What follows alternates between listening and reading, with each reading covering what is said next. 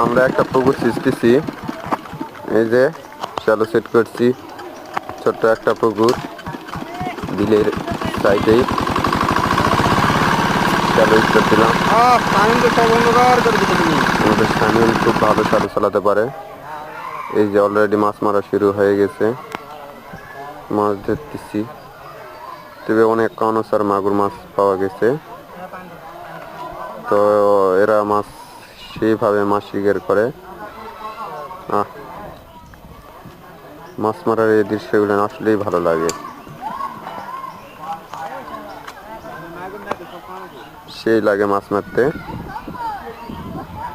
পানির চাইতে মাছই এখানে বেশি পাইছি আমরা।